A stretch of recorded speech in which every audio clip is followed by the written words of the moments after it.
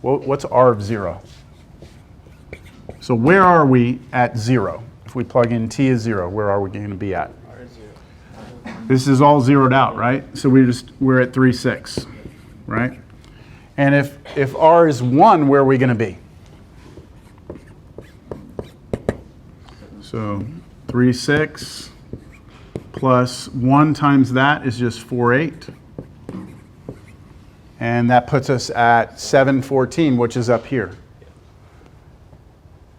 But the key is that any multiple here is going to land us somewhere on this line. So we need to kind of clean this up still. We're not quite done with the final version of this. This right here, we want to combine these together.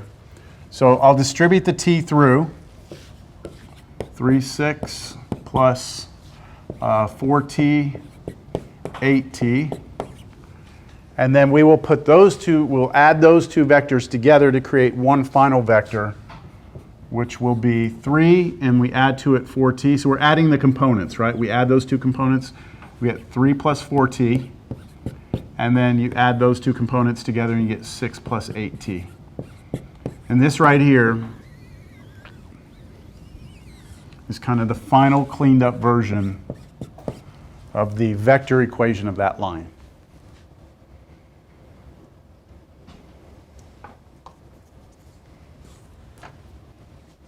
It's just a different way to draw lines, all right? It's just a different way. But it's actually going to be much more useful because now we can do the same idea in three-dimensional space. So somebody give me another point on this line other than the points that were given. So what could I do to find another point on this line other than 3, 6, and 7, 14? Change my t to something other than 0 or 1, right? So if I plug in, let's say, 2 for t, then I would get 8, 11, right? And then 2 here, 16 plus, what's that, 22? 11, 22 would be another point on that line. And as you vary your different values of t, you get the whole line. So maybe we should state that over here at the end. T here should be an element of the real numbers. In other words, in order to draw the whole line, you use this equation and you let t be any real number. That draws the whole thing. All right, now it asks next for what are called the parametric equations for the line. So I haven't talked to you about what the parametric equations are. The notes do state what they are, but I can just show you. I think it's easier just to look at it. Does anyone know what they are? What the parametric equations are? They're like equations that we see as that use like x and y. X and y, exactly. So what we do is we say, okay, to find the parametric equations, we say, okay, this right here is the equation that gives us our x component, and this is our equation right here that gives us our y component. So the parametric equations are x is equal to 3 plus 4t, and the parametric equation for y is 6 plus 8t, right? So these are our two parametric equations. So you have the vector form of the line, and then you have the parametric equation form of the line. And then you have something called the symmetric equations, or the symmetric equations of the line. So the symmetric equations, the way you get those is you take each of these equations right here and you solve them both for t. So imagine if I solve this equation for t. So this is part D here. If I solve that first one for t, what would I get? X minus 3 over 4 is t. So subtract 3 on both sides, then divide by 4. And then what about this one if you solve for t? Y minus 6 over 8. That's equal to t. So if this is equal to t and this is equal to t, then these are equal to one another, aren't they? So we don't, this is not the symmetric equations. The symmetric equations are setting them equal to one another.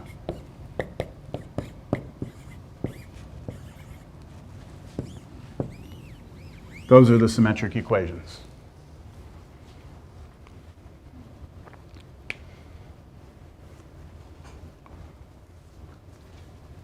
All right, so now we have, if we're trying to find the equation of a line, we have three different ways we can represent it. Vector, parametric, symmetric, right?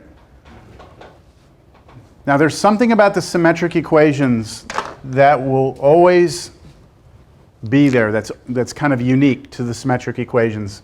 And that is, what was the direction vector of this line? What was V? What was the V for this line? What was V? You have to kind of look back in your notes. What was it? 4, 8. It was 4, 8. It was the vector 4, 8. Now you can see it in here. It's the 4 in front of the t and it's the 8 in front of the t, right? But in the symmetric equations, do you see where it is? It's always just these denominators. That will always be the components of your direction vector. So if someone gives you the symmetric equation, you can easily say, oh, well, the direction of that line is the vector 4, 8. All right, now this all extends into three-dimensional space. There it is. So what happens if we go to 3D?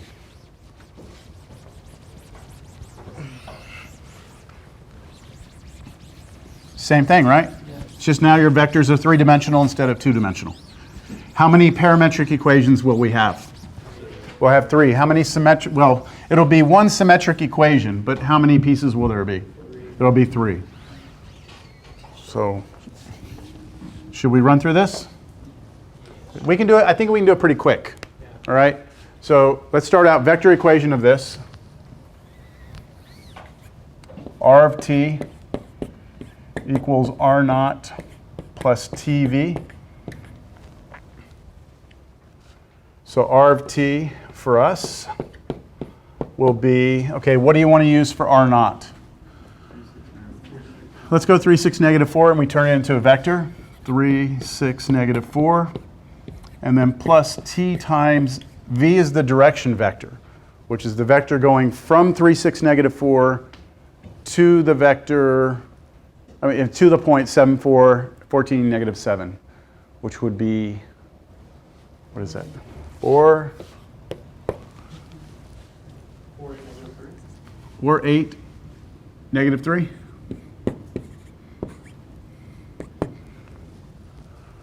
And then let's put them all together. 3 plus 4t, 6 plus 8t, negative 4 minus 3t. Agreed? Yes. Okay, and then t here has to be an element of the real numbers, so that'll draw us the whole thing.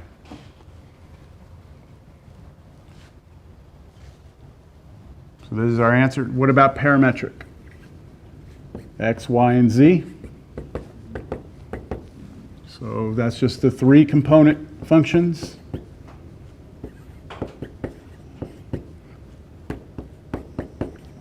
There we go. And then the symmetric, you solve each of those for t and then set them equal to one another, right? Part C. Okay, if I solve that for t, I get x minus 3 over 4, right? What's the next one? Y minus 6 over 8. And that equals the last one, which is z plus 4 over negative 3.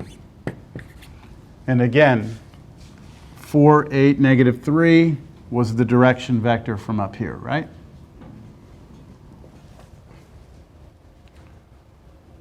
And then look at the last question. This is different.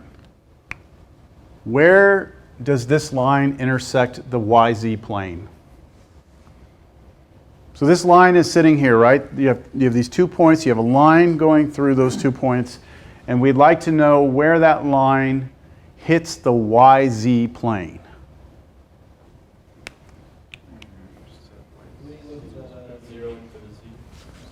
So if we're hitting the YZ plane, right? If we're hitting the YZ plane, then x has to be 0, right? So what I can do for part D is this. The YZ plane, that's not YZ plane. The YZ plane hitting that implies that x must be 0. So if x is 0, then what? Then you have the equations to solve for y and z. Okay, how? So I have 3 different sets of equations up here for this line. I have the vector equation right here, I have the symmetric, and I have the parametric. How can we use the fact that x is 0 to figure out exactly what point we're at when we hit the yz plane?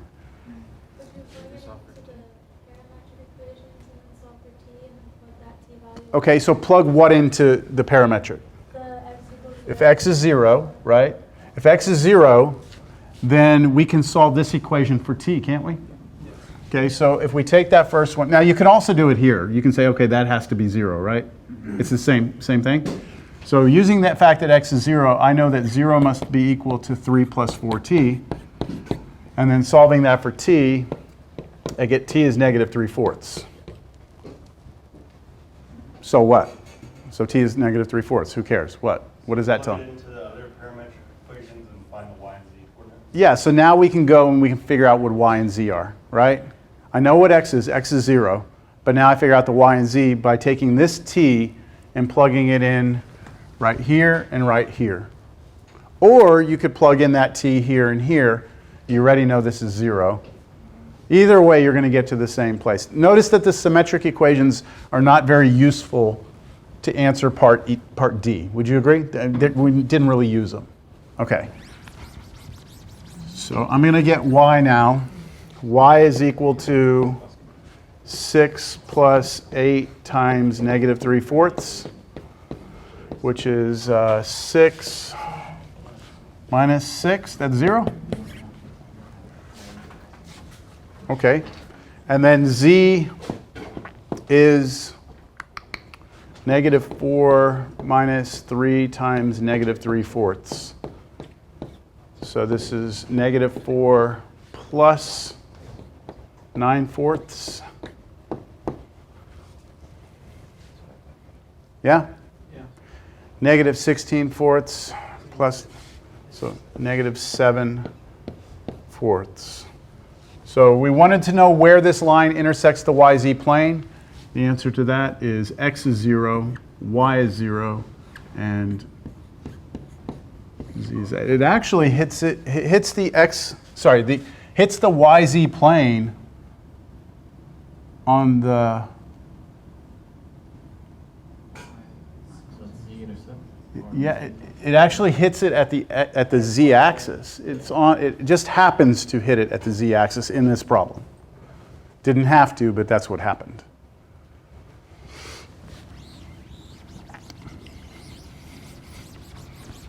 And you could rephrase this question to ask where it hits the xy plane, the xz plane, right? So again, if you kind of take a step back, somebody gives you 2 points in space, draw a line through it, I can tell you where that line hits every coordinate plane, right? We can figure that out.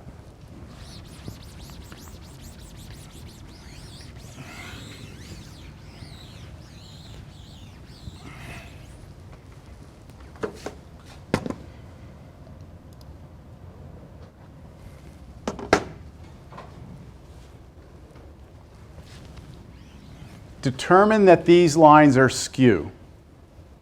That is, that they do not intersect and they are not parallel or orthogonal. So we have 2 lines here, and they're given to you in the vector form. So I'm giving you the vector form of the first line, the vector form of the second line, and wait a minute, I'm using t and s. Is that a problem? Like I defined initially the vector form of a line to be r of t, right? Could I have done r of s? It's kind of like a dummy variable, isn't it? Now you'll see why I'm using t and s in a second when I actually go and try and do this problem. But please just make sure when you look at this, you understand that this is a line and this is a line. And one way you can tell it's a line is because that's linear, that's linear, that's linear. That's linear, that's linear, that's linear. If one of these was like squared or something, you're no longer looking at a line. So these are both lines, and we need to show that they are skew. So we have a line, we have two lines sitting in space. We need to somehow show that these lines don't ever hit each other, that they are not parallel to one another, and that they are not orthogonal to one another. Let's take care of these one at a time. Any volunteers? I have this thing, I don't know if y'all feel like this is too childish. This is Cal 3, I don't want to make y'all feel like y'all are children. But I have these things, these popsicle sticks, where you can put your name on them and I can call your name. No? Is that too, is it, no? No. No? Okay. I did it for my college algebra class. They like it. All right. I just want everyone to feel like they can respond, and you know, I don't want always the same people responding. That kind of forces people to respond. We'll see how it goes. If y'all don't all respond, if it's always the same people, then I'll have to pull out the popsicle sticks. Go ahead. Wait, No, I just, what do you want? You just tell me what you want me to do first. Probably the transfer each equation to an RT and an RS equation. Probably the best way to start it off. Okay, so you want me to just write them out like R of t, that'll be our first one? Yeah. So I'm going to call R sub 1 of t. Is that all right? Just so we Yeah. understand it's the first line. And then you want me to just convert that over to like 1 plus t, negative 2 plus 3t. Is this what you want me to do? Yes, but I'm just trying to figure. I'll keep writing while you're thinking.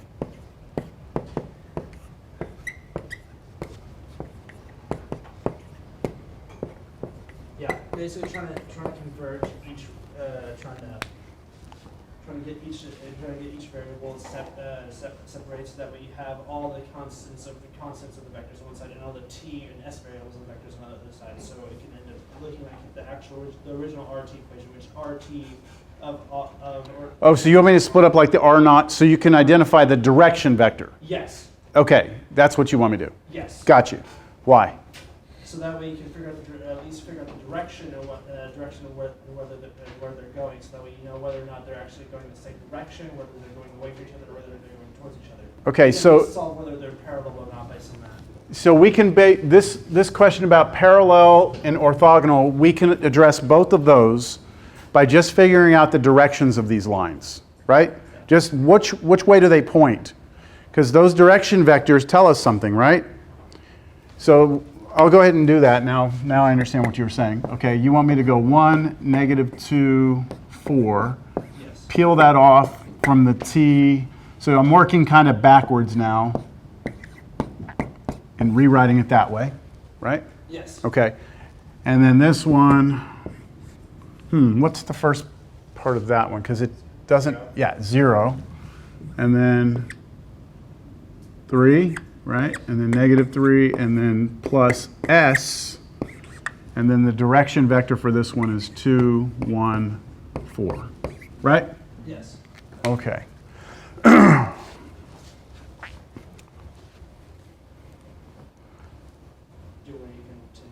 Nope, you're good. Okay. You're good.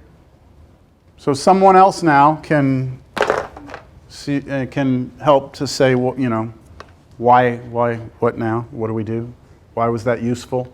I think that was useful, what we just did. Go ahead. Those two, aren't those like the vectors that determine the direction? That's right. These right here, this right here, and this right here are the direction vectors of our lines. So are they parallel lines? What would these need to be in order to be parallel lines? Not the same. The cross product would have to be 0, but there's an easier way. The cross product being 0, just it's too computational.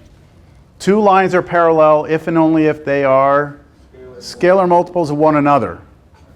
Okay, so are these two scalar multiples of one another? No. You know that because to be a scalar multiple means that you would have to somehow turn 1 into 2. And the only way to do that is to double it, right? But then if you double 3, you don't get 1, right? So as soon as you know these aren't scalar multiples, then you know that they're not parallel. So I'm going to answer they're not parallel. I'm just going to do that parallel symbol. Since 1, 3, negative 1 is not a scalar multiple, that's C, not a scalar multiple of 2, 1, 4. That makes sense? Since these are not scalar multiples of one another, we're done. All right, how about the orthogonal? Are they perpendicular lines? How could you check that? Someone else. Check the dot product of those two direction vectors, right? Again, those are the directions of our lines. So if they're orthogonal lines, then when we dot product those vectors, it should give us 0. So let's check the dot product. I'm going to go ahead and say it's not perpendicular. This is the symbol for perpendicular. They're not perpendicular since what? 1, 3, negative 1, dots with 2, 1, 4. And that becomes what? 2 plus 3 minus 4, and that is not, not 0. Right? So they're not parallel, they are not perpendicular, and now we need to determine whether or not they intersect one another.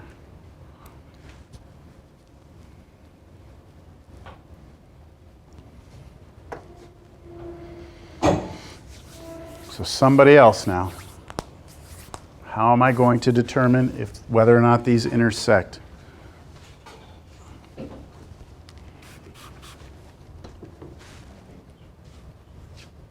Just erase this part. I'm going to go after the sticks here pretty soon.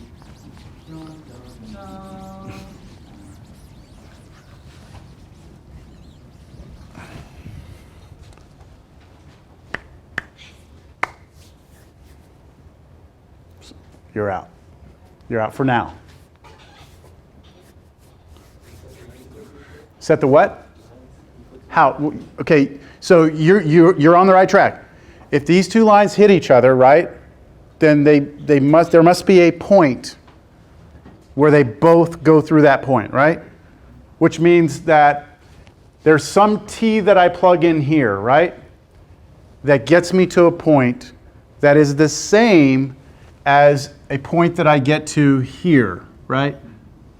So I plug in a t here, it gets me to the same point that plugging some s in here gets me to.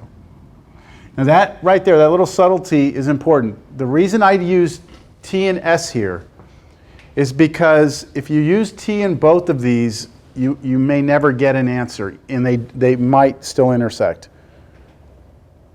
Does that make sense or not?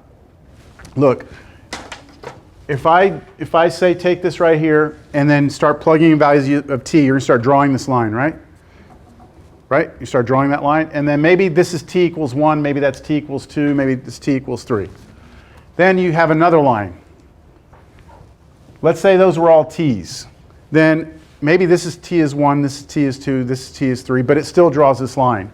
What I'm getting at is that the t for this line and the t for this line may not correspond to the same point. So what we do is we use different variables. That way we don't run into that problem.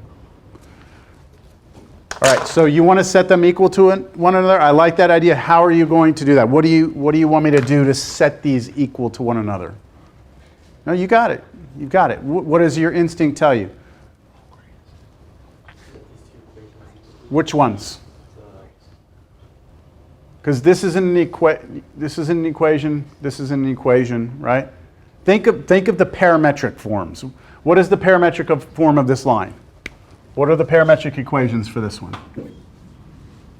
X is 1 plus t, y is negative 2 plus 3t, and z is 4 minus t, right?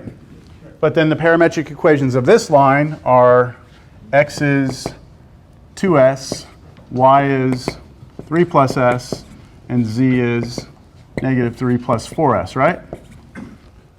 So now if you say set them equal to one another, what you want to do is try and match their x coordinates, match their y coordinates, and match their z coordinates, right? You want to know when all three of those will be equal to one another.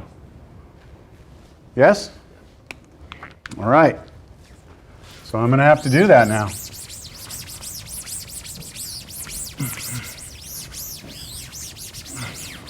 So let's start out with the first one. If I set the x's to one another, I get 2s must equal 1 plus t, right? If I set the y's equal to one another, I get 3 plus s equals negative 2 plus 3t. And if I set the z's equal to one another, I get negative 3 plus 4s equals 4 minus t. And what do we have here? System of equations. We have 3 equations. We have 2 unknowns, right? So I'm going to put a brace here to signify that we have a system of equations. And then I'm going to write it more in that standard form that we're used to seeing a system of equations written in. So I'm going to write it, I'm going to move all my variables to one side, all constants to the other. So starting with this first one, I'm going to 2s minus t equals 1. The second equation, s minus 3t equals what? Negative 5. And then the last one, 4s plus t equals 7. So there's our system. What's the deal when you have more equations? Sorry, yeah. What's the deal when you have more equations than you have unknowns? Like, do you remember earlier we had 1 equation and 3 unknowns? That problem with the component, and we said there's not a unique solution, there's an infinite number of solutions. That was more unknowns than equations. Here we have more equations than unknowns. You can set one unknowns equal to another linear equation involving the other unknown, and plug each one of them in. So yes, what I'm more getting at is you know how when you have more variables than equations, you have an infinite number of solutions? Yes. If you have, yeah, so when you have this situation, you're either going to have like one very special answer or you're going to have no answer. Like, you're going to have no solution, right? So if this were just 2 equations and 2 unknowns, could you do that? Right? You could do that, right? So we need to figure out an s and a t that make those 2 true while also making that true, right? So what I'm going to do is I'm just going to ignore this. I'm going to find the solution to that. And then I'm just going to check to see if it works here. Because if it works there but not here, then I have no solution. So that's what I'm going to do. I'm going to go after the first 2 first. And when I do the first 2, you have different ways of doing this. It all depends on what you've been taught or what you're comfortable with. Anyone other than those who have already participated want to tell me how? What's that? Can do a matrix? You can do a matrix, like you mean calculator, or you mean like by hand? Like calculator. So you could do a matrice on your calculator. If you didn't have a calculator readily available, then what method could you use for this? Solve for t and then plug that to the value. You could solve this one maybe for t and then plug that into this one and then solve that one. That's one method. That's called substitution. And then the other method is elimination. Right? Elimination. I'm going to use elimination because it just, to me, elimination just works super easy for this. I'm going to multiply this by negative 2, this equation by negative 2. And when I do that, I get 2s minus t equals 1, and I get negative 2s plus 6t equals 10. So all I did was scaled the bottom by negative 2. Why did I do that? To eliminate the s. So now I'm eliminating the s variables. So now I'm going to add this straight down. So when I add that down, these go away, and I get 5t equals 11. So t is equal to 11/5. What happens after I know what t is? Go back and get s? Yes. So which equation do I plug t into? This one or this one? It actually doesn't matter. You can use either one, okay? So whichever one you want to use. I like this one because t is just sitting there. So using that equation, this 2s minus 11/5 equals 1, and now I solve that for s. So add 11/5 to both sides. What would you get if you add 11/5 to both sides? You get 16/5, and then you have to divide both sides by 2. 16/10, 8/5. Wait. Yeah, 8/5. So this will give you s is 8/5. So right now I have a candidate, don't I, for s and t? It looks like when t is 11/5 and s is 8/5, two of these equations are true, right? But I need all three to be true. So now I just check those answers right here. Is 4 times 8/5, I'll just do it right here.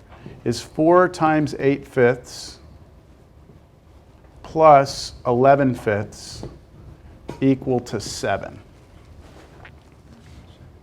I do not believe so. 28. No, it is not. It is not true. Which means there's no solution to this system, which means these x, y, and z coordinates can never match at the same, not the same time, but they can never match. And therefore, these are never intersecting, and they are skew. All right? Whew. Okay. This method, elimination, y'all know where it comes from? Who came up with it? Do y'all know the mathematician who's responsible for the method of elimination? Nope. It's a guy named Gauss. Gauss. And there's a famous story about Gauss that I'd like to share with you if you want to hear it. Do y'all want a little off the topic but still on the topic stuff or no? Sometimes we need a little break from this. Now, this story, it's been debated whether or not it's actually true. And you may have heard this story, so I'm sorry if you're hearing it again. But the story is about this kid. His father was an accountant. Now, this is, I believe, back in the, well, let me tell you. I'm going to look at my phone real quick. I want to get the dates of when he was alive.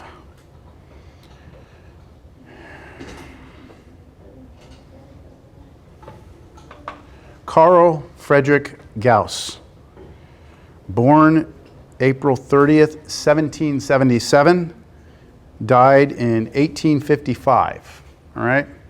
Born in Germany. So his dad was an accountant, and the story goes that when he was very young, he used to sit on his dad's lap while his dad was doing the books. You know, of course, back then, no computers, calculators, so he used to be able to compute the columns of numbers in his head before his dad could do it mechanically. So his parents kind of knew he was gifted, you know. So the story you hear a lot about this guy is that in about first grade, he had gone into class one day, and the teacher that day gave the students some busy work. And the busy work was, you're nodding, have you heard this one? No? Okay, okay. So, what's that? Oh, okay, okay. This is like first grade, right? And the teacher says, okay, class, what's 1 plus 2 plus 3? You know, and the class responds, 4. Yeah, no, this is Germany, okay? 6, right? They got it right. So then the teacher says, okay, what's 1 plus 2 plus 3 plus 4, right? So that's going to be 10, right?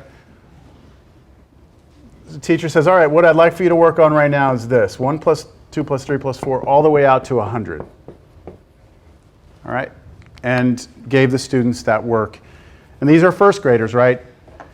So the idea, I guess what the story goes that the teacher was kind of going through some personal problems at that time and was just trying to give the students some busy work so that they could kind of like just chill out and relax and let the students just work. That makes sense? So the teacher like sits down, and then like within a few minutes, Gauss did what all students back then in that generation did, and that's they used to write on chalk slates. Like they didn't write on loose leaf paper. They had little chalkboards. And so whenever they finished a problem, what they'd do is they would turn their slate over and they would cross their arms and just sit there because they had discipline and stuff back then, right? So they just sat there like that. So the teacher kind of catches Gauss out of the corner of his eye, sees that he turned his slate over and goes up to Gauss and turns Gauss's slate over, and Gauss has written this: n times n plus 1 divided by 2. All right? So the teacher immediately gets really irritated with Gauss and asks him, you know, who showed you that formula? The formula, I'll explain the formula in a second, but the formula was known. So it wasn't like Gauss came up with this formula for the first time. It was a known formula. But the teacher was like, who showed you that? You know, it's like, you're cheating. And Gauss was adamant that no one had shown him the formula. So the teacher took him to the, not principal, they have something else, but you know, and there was this big old hoopla about it. Was he cheating or not? Or was he lying about not, you know, someone giving him the formula? So Gauss had to go on and explain to him how he came up with the formula. And I'm going to show you the way that Gauss explained it. All right? So first of all, what is this formula? What does the formula do? The formula does this. If you do 1 plus 2 plus 3 plus all the way out and stop at n, then that right there gives you the sum of all those numbers. So for example, we just did 1 plus 2 plus 3, right? So for us, n is, in this problem, n is 3, right? So plug 3 into this and see what you get. 3 plus 1 over 2, this is what? 12 over 2, this is 6, right? That's what we got. Yeah. Okay, what if we stopped at 4? So now it's 4, right? 4 times 4 plus 1 over 2, this is just 20 over 2, is 10, right? Hey, it worked, okay? And it always works, right? So now I'd like to show you how Gauss explained it, all right? So this is Gauss's explanation. You ready? Gauss said, all right, you want me to add up the first 100 numbers, right? So he said, I'm going to call that S for sum. I don't know if he used S, but he said, I'm trying to find the sum of the first 100 numbers.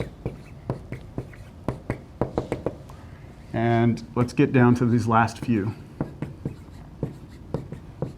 Okay? And then Gauss said, well, when it comes to addition, it doesn't matter the order that you do it. So you can do it backwards. You could do 100 plus 99 plus 98 plus all the way down to the last few. You get 1 here, you get 2 here, you'd have 3 there, right? And they said, all right, well, what I'm going to do is I'm just going to add these two together. So if I add straight down, S plus S would be 2S, right? And then notice something here. What would happen if you add those two down? You get 101. What about the next one? 99 and 2. 101 again. 98 and 3. 101 again. And that's going to happen the whole way down the chain, right? All the way to the very end. And then Gauss said, well, addition is just multiplication, really. Like repeated addition is multiplication, right? When I do 4 times 5, everyone understands that's like 5 plus 5 plus 5 plus 5, right? That's what that really is. So he says this is just repeated addition, so that's really multiplication. So this is 2s equals, how many of these would you have? Well, you'd have 1 of them, 2 of them, 3. You'd have 100 of these, right? So you would have 100 101s. But this is twice as much as you were looking for. So you just divide both sides by 2, and you get that, right? Do you all follow that? Okay. So I'm lying to you a little bit. This is actually not the way Gauss explained it, but I usually start with this because most people follow this. Yes? Okay. Pretty straightforward? Okay, so here's Gauss's explanation. Gauss said, here's how I came up with the formula. My formula adds up the first n numbers, 1 all the way out to n. What's the number right before n? N minus 1. What's the number right before that? N minus 2. Okay, let's write it backwards. n. Next one, n minus 1. What's the next one? N minus 2. All the way down to 1, 2, and 3, right? Okay. Add straight down. Twice what I'm looking for is n plus 1, n minus 1 plus 2. N plus 1 again, n plus 1 again, n plus 1 again, n plus 1 again. All n plus 1s. How many of them? N of them, right? I'm going to have n plus 1s. And then that's twice what I want, so I divide that by 2. And that's what I'm looking for. First grade. So I like this example because this really illustrates the difference between like geniuses and just an average smart person. Gauss went on to do many, many, many, many brilliant things in mathematics, one of which is Gaussian elimination, which is what you do when you're solving matrices and doing all that. Like that's all one of his many contributions to mathematics. So do you follow that? I think that's what makes it genius, is that it's easy to follow that. Like it's like you see, you're like, yeah. But it's getting, like doing it, like starting from nothing and doing that. And then doing it in a way that makes it pretty easy for most people to understand. That's genius. And there's just so you know, there's other formulas. Like if you want to do 1 squared, 2 squared, 3 squared, 4 squared, there's formulas for that. And you've probably seen these if you did Riemann sums. You mess with those formulas, but okay. Good old Gauss.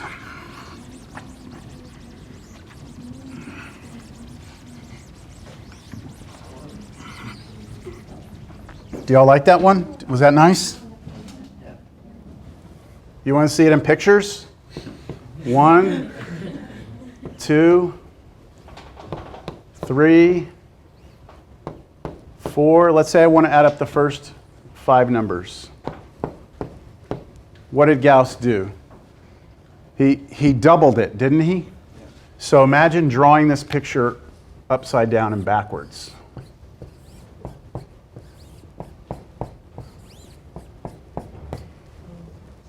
Right?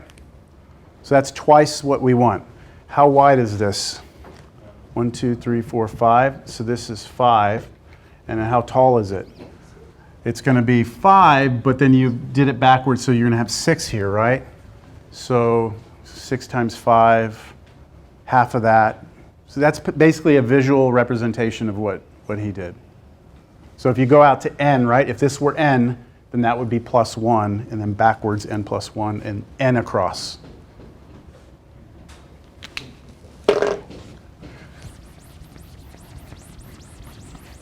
You look like you want to say something. Oh, okay, good. I do too.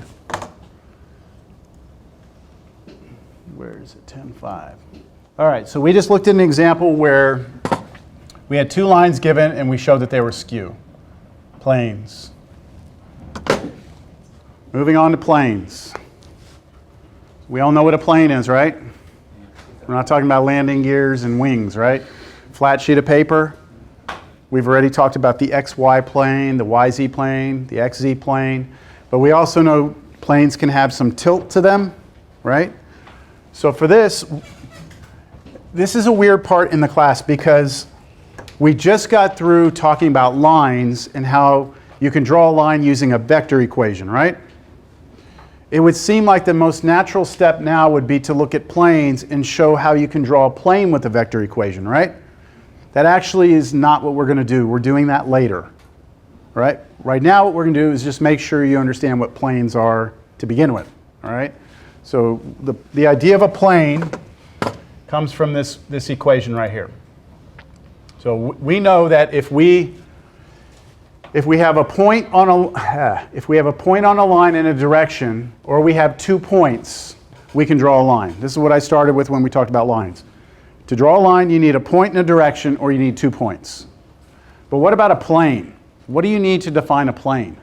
3 points. 3 points, right? 3 distinct points, right? They would have to be non-overlapping, but If you give me 3 distinct points in 3-dimensional space, then that defines a plane. There's only one sheet that goes through those, right? So that's the minimum requirement that we need to define a plane. 3 distinct points. So there's a plane, 3 distinct points define that plane. But there's something else that we could use to define a plane. So let's take those 3 points. Let's create some vectors out of those points. Okay, so imagine you're doing you just pick a point here, you create a vector going to one of the other points and a vector going to that third point, right? We kind of have done this already. So if someone gives me 3 points, I can create 2 vectors like this, and then I can actually cross those 2. And if I cross those 2, I will get the normal vector. That doesn't look normal, does it? Does that look orthogonal? Doesn't look like it, does it? Might just be the perspective. There we go, that looks better, right? Okay, so that's the cross product of those 2 vectors. What I claim right now is that in order to define a plane, you need either 3 points or 1 point and a normal vector. What do you think? So let's say this plane's sitting here. I'm saying to define it, all you would ever need to tell me is 1 point on this plane and then give me its normal vector. Because, let me do it a different way. Let's say this is a point and this is a normal vector, right? Do you all see there's only 1 plane that could possibly go through this point and be normal to this? It would have to, first of all, go through the point, but that vector has to be normal, so I must make it orthogonal like that, and that's it. There's no other, I can't tilt it, right? If I tilt, it's no longer orthogonal. I can't tilt this way. So that is all you need to define a plane. A normal vector and a point, which is really nice because it makes the equation of a plane look very nice. Here it is. And you're all familiar with this equation. I know you've seen it before. I'll give you an example.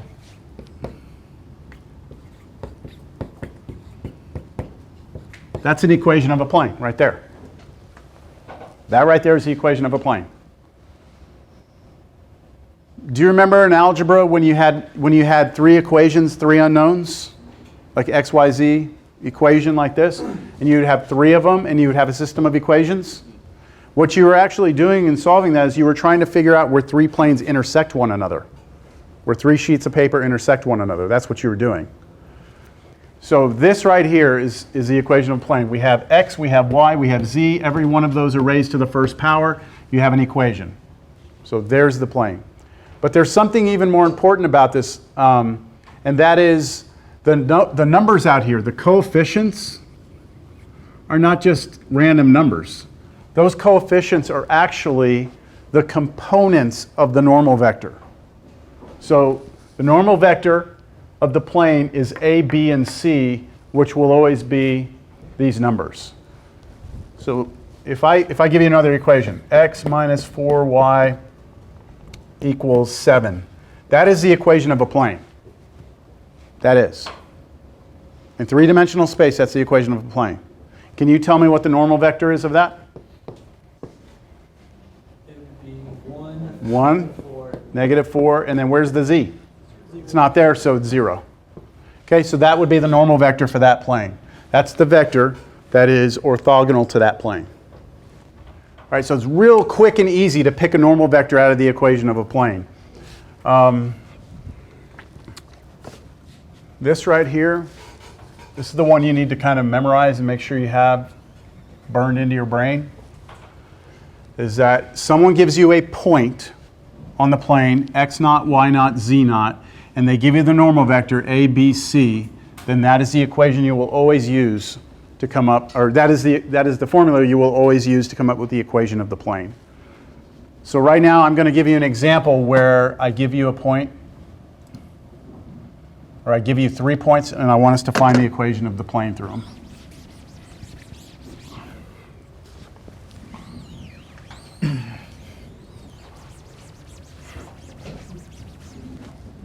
It's a long day.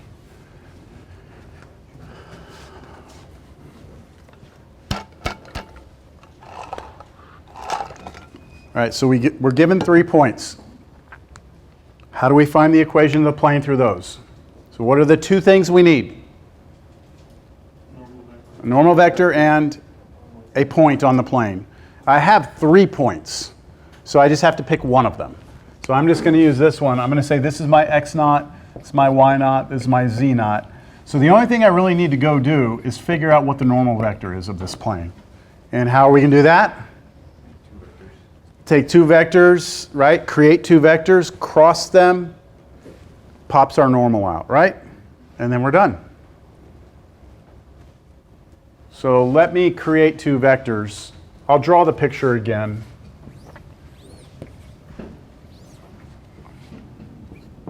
One, 2, 14, -2, -5, -1, and then 12, -3, 1.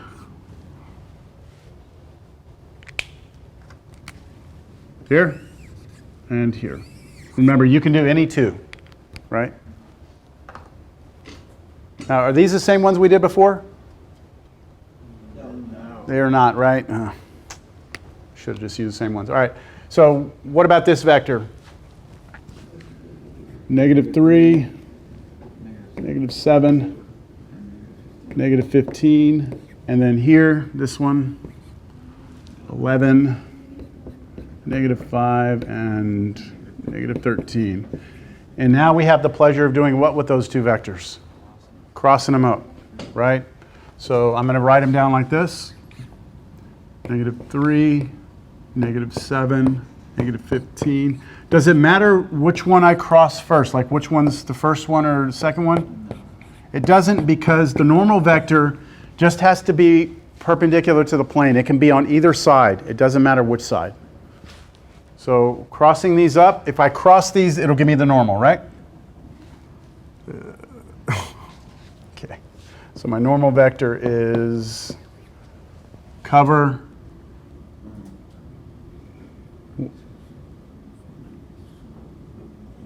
Oh no, I don't want to do arithmetic. That's what you have us. That's why, yeah, you're right. I'm kind of waiting on y'all now at this point. This is going to be 91, right? 91, and then you're going to subtract 75. 16? All right, middle one. 39. And then add 165. So what is that? 31, 165 is 196. Is that right? No. 204. There's something about arithmetic. When I get to it, my brain says no more. 204? So your brain doesn't say that then? You're I did struggle. I don't know. It's like a long time ago. My brain was like, I just need space for other things. I don't want to do this anymore. Okay, what is that? 205? I need more than one person. 204. Isn't it -204? Well, we have to change it at the very end. Yes. So -204. Okay. And then the last one. These numbers seem more manageable. 15 plus 77. 92? Okay, there's our normal vector. We think, I think it is. All right, so the equation, let's get the equation. The equation of this plane is going to be A times x minus x naught plus B times y minus y naught plus C times z minus z naught. This is the formula.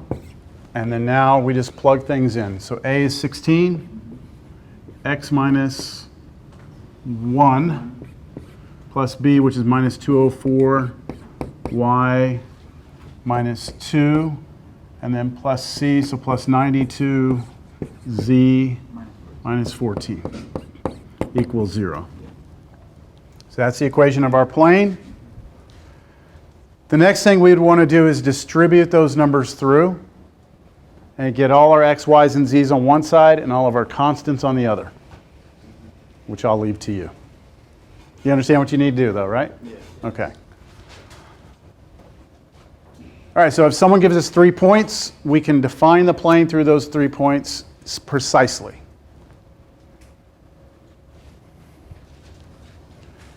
Is there a number that goes in all these? Yeah. What number goes in? 2 or 4. Wait, I don't know. Can we? How far can we reduce it? At least 4. I guess what I'm getting at is if I can reduce this, can I use that new, like if I divide everything here by 2, can I use those here for A, B, and C? Yeah. Yes, you can. It just has to be any vector that is parallel to this. Any vector. The only time you don't want to mess with the cross product, the only time you don't want to actually mess with it is when you're trying to find the area of a parallelogram or like the magnitude of the torque. Because then it's the length of that cross product and not some other vector.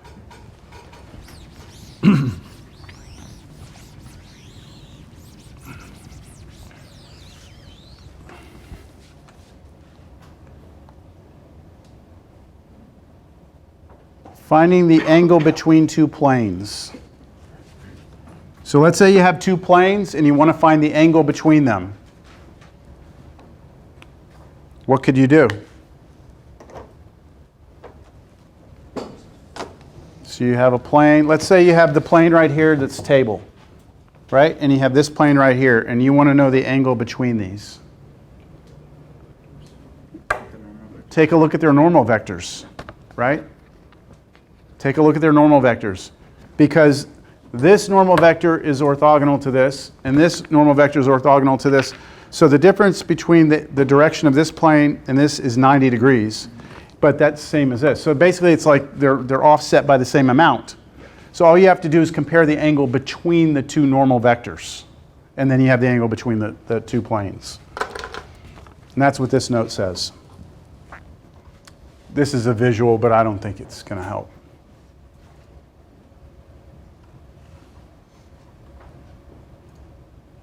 Perpendicular planes. 2 planes are perpendicular if and only if their normal vectors are orthogonal. In other words, the dot product of their normals is 0. Does that make sense? Okay. Find the angle between these planes. This will be a good quick example.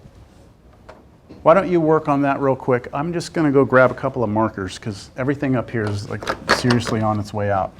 See if you can come up with the angle. In degrees. See if you can find the angle between those planes in degrees. I'm not even telling you how to do it. Just want to see what you do.